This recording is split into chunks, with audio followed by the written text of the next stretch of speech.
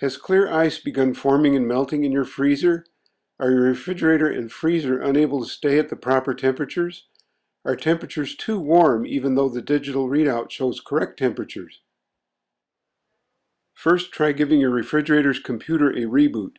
Disconnect the power for a few minutes, then turn it back on. If temperatures return to normal and the unit then stops cooling altogether, or if you need to unplug the unit, then plug it back in to get it to the proper temperature, your problem may be a thermal fuse or thermistor. It might look something like this.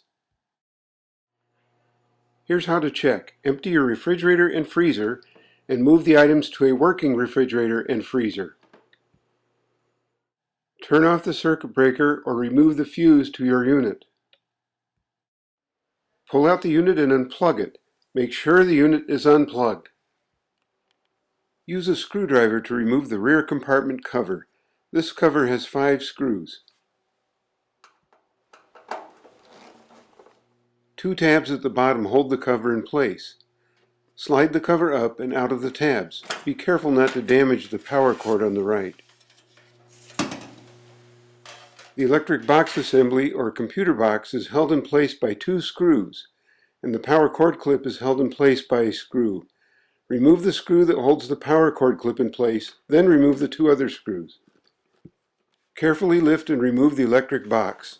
A bundle of wires runs from the box to the refrigerator and freezer components. Be careful not to damage it.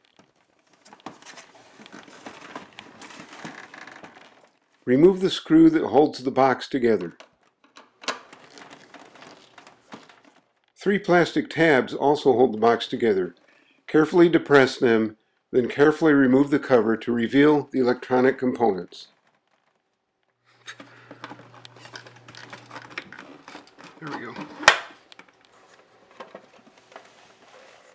This is a CN70 connector.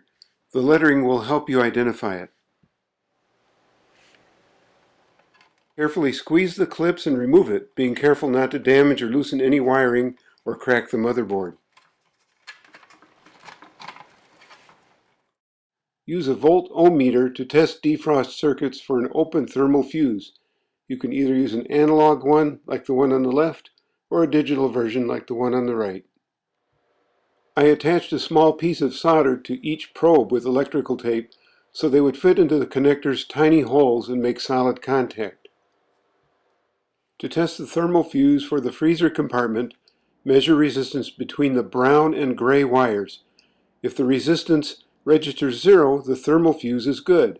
If it does not register 0, the fuse is bad and needs to be replaced.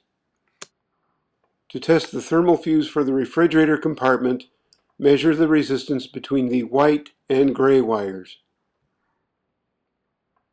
To put it all back together, snap the CN70 connector securely back into place.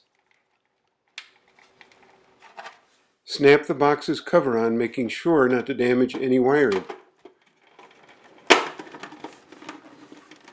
Replace the screw that holds the box together.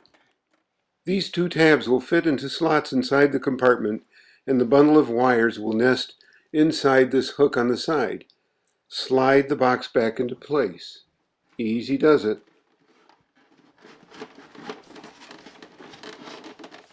Replace the screws that attach the box to your refrigerator. Screw the power cord and clip back into place.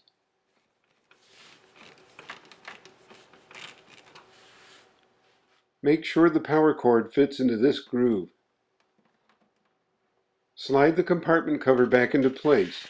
Make sure the power cord fits inside the notch on the right and that the cover slides into the 2 tabs on the bottom. Reattach the cover using the 5 screws.